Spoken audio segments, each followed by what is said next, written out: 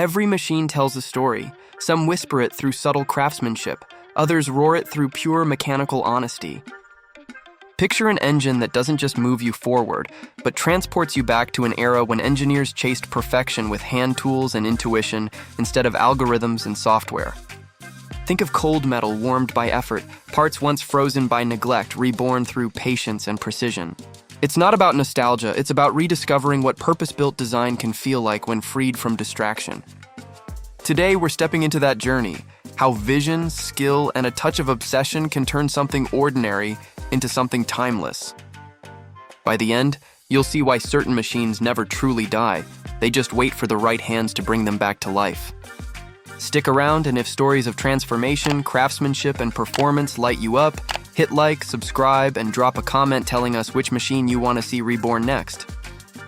The Honda CB750, 1969-1978, didn't just enter the motorcycle world, it detonated in it.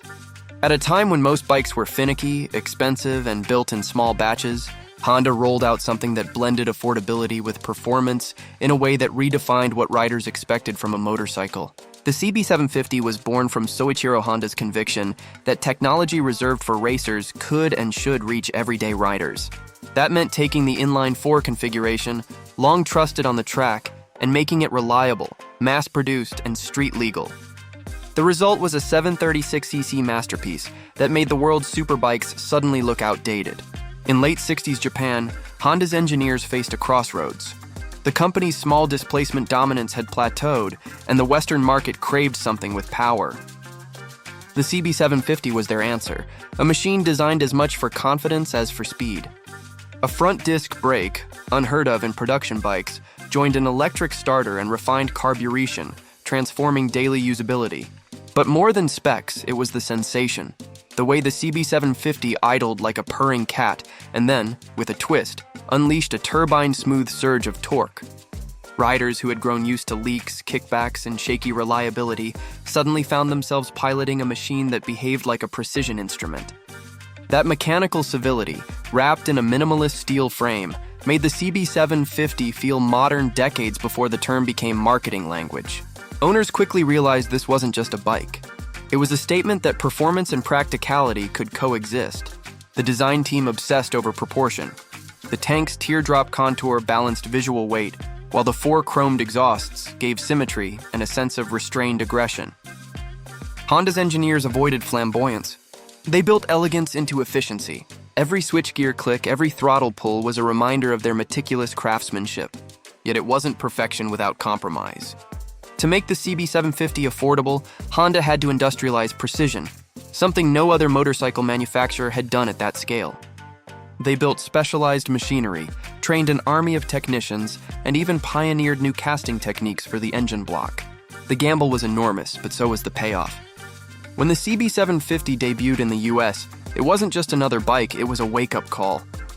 Reviewers didn't quite know what to compare it to. Nothing else delivered its smoothness, reliability, and speed for the price. Riders who once dismissed Japanese bikes as disposable were forced to reconsider. The CB750 made unbreakable a selling point, and that shook the industry's hierarchy. For American riders, it meant something more personal, freedom without fear of breakdown. You could ride across the country with nothing but gas money and a toolkit, confident the machine would finish the trip. That reliability didn't kill character, it defined a new one. The CB750 became the companion of first-time riders and veterans alike, bridging gaps between enthusiasts. It was accessible yet aspirational, and for Honda, it marked the moment they stopped being seen as just efficient engineers and started being recognized as masters of passion. The CB750 didn't arrive to follow a trend. It created one. By setting a new benchmark in design and dependability, it quietly rewrote the rulebook for what a motorcycle could be. As we trace its journey beyond the workshop and into the hearts of riders worldwide, we'll see how this machine sparked a revolution that every competitor was forced to chase, leading directly into the next phase of its story.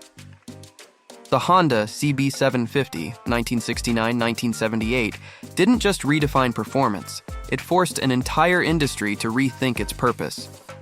Once it hit the US market, the shockwaves were immediate. Dealers couldn't keep them in stock.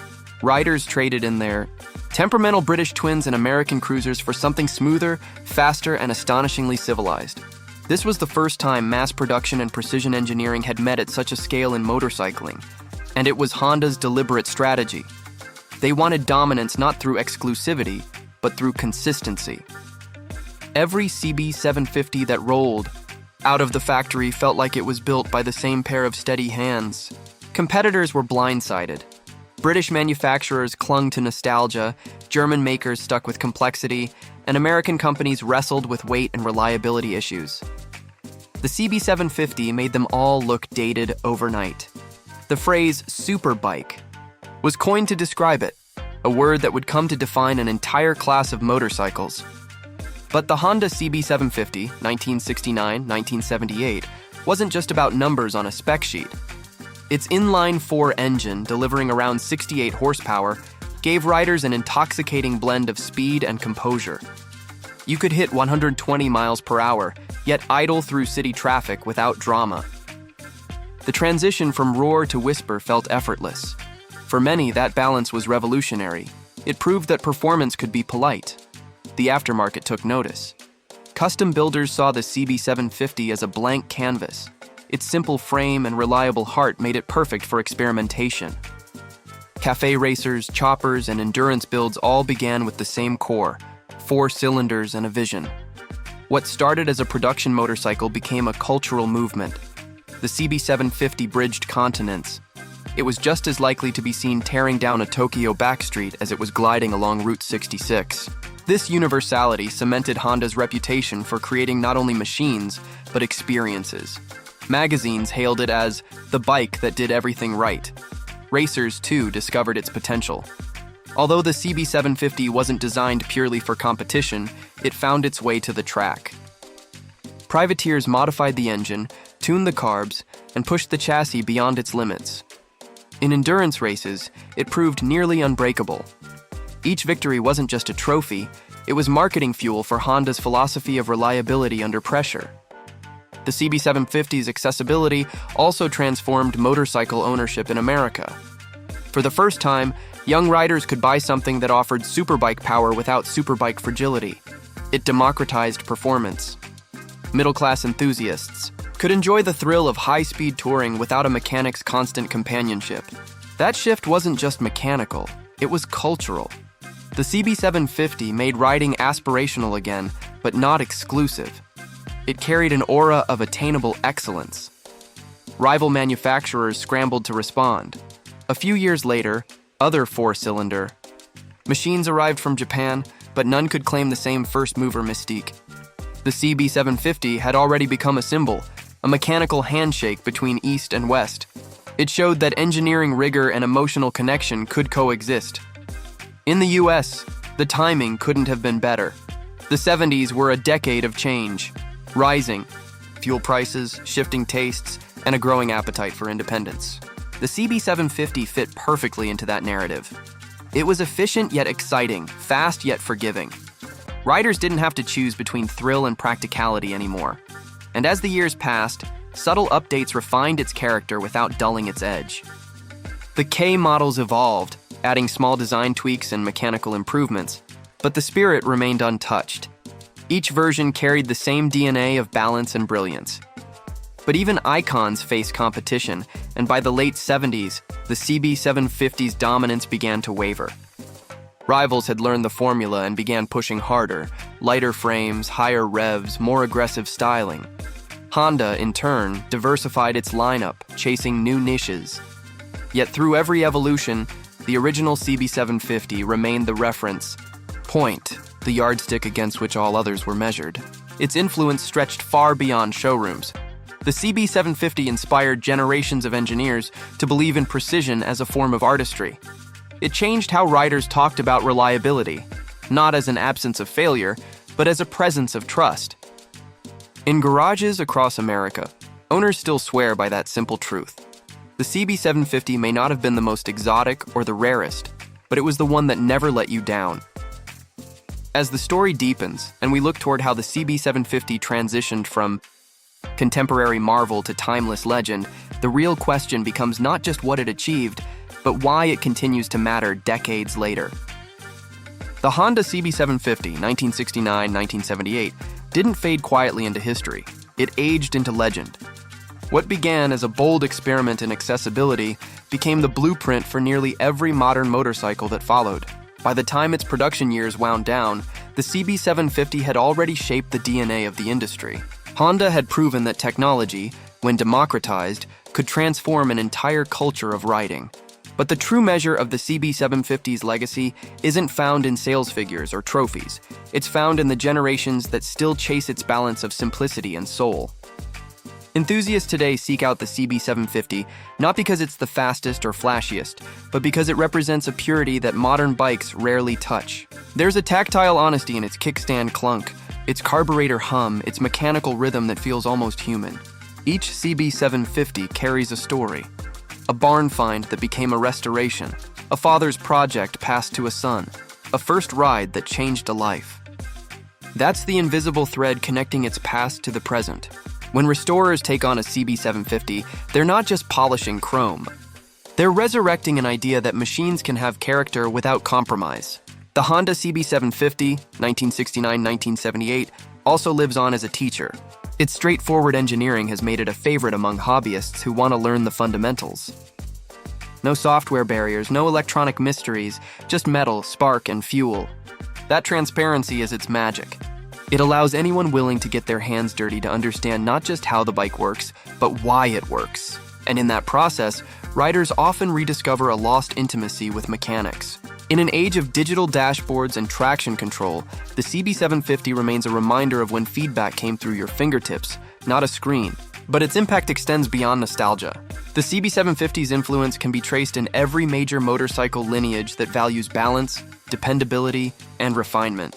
Its four-cylinder format became the industry's gold standard. Its reliability set customer expectations so high that entire service departments had to adapt. Even the way manufacturers approached ergonomics and mass production can be traced back to the CB750's success. It was a triumph not just of design, but of philosophy. Yet what's remarkable is how adaptable the CB750 remains. Decades later, builders around the world are still reimagining it, turning survivors into cafe racers, scramblers, and resto-mods. Each iteration respects the core while bending the form. That's the mark of a timeless platform, one that evolves without losing itself. For collectors, the CB750 occupies a sweet spot, historic yet usable, valuable yet approachable. You can restore one to showroom perfection or keep it in honest patina, and it still commands respect. The aftermarket continues to support it robustly. Parts are plentiful, communities are active, and knowledge is freely shared. It's more than a motorcycle. It's a movement sustained by passion. The CB750's endurance also reveals something profound about Honda's original intent. They didn't just build a machine, they built trust. Riders who owned a CB750 often stuck with the brand for life, drawn by that first taste of reliability wrapped in excitement. That loyalty shaped Honda's identity in America and beyond. In many ways, the CB750 is the cornerstone of that reputation. Even now, when riders debate the greatest motorcycles ever built, its name inevitably surfaces, not out of nostalgia, but out of respect for what it accomplished. It made performance democratic, it made quality universal, and that achievement, once radical, now feels essential. In every modern sport bike, touring machine, or naked commuter, you can still hear echoes of the CB750's heartbeat.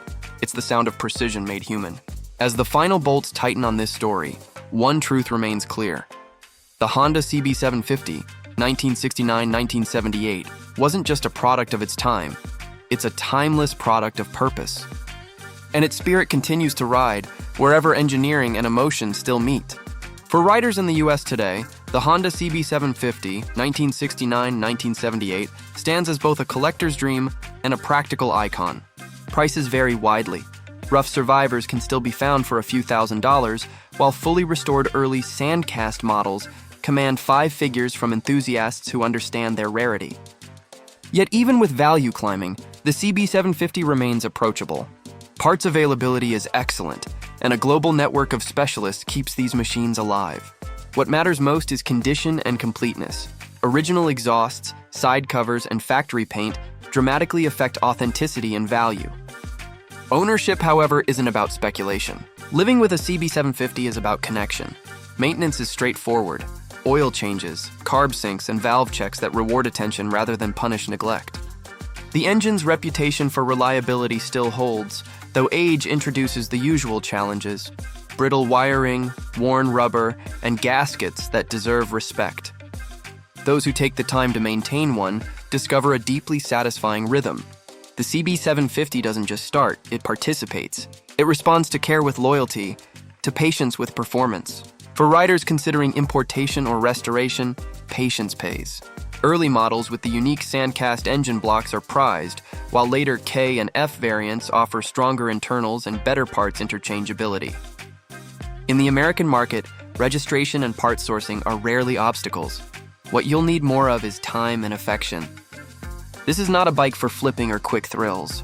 It's a motorcycle for those who enjoy the process as much as the ride. Modern owners often describe the experience as meditative. Hearing the inline four settle into its steady rhythm, feeling the throttle's weight, and realizing that simplicity can still be sophisticated. The Honda CB750, 1969-1978, endures because it bridges eras, the mechanical honesty of the past with the usability of the present. It reminds riders that technology should enhance freedom, not complicate it. Its value isn't just in chrome or horsepower, but in what it represents. A machine that invited the world to expect more and accept nothing less. In a landscape now dominated by digital precision, the CB750 remains analog perfection. So whether it's gleaming in a showroom or humming down a back road, it continues to prove that great design never goes obsolete. Every revolution of its crankshaft is a reminder that progress doesn't always mean replacement. Sometimes it means reverence. And that's why the legend of the CB750 still rides on, steady and unstoppable, just like the machine itself.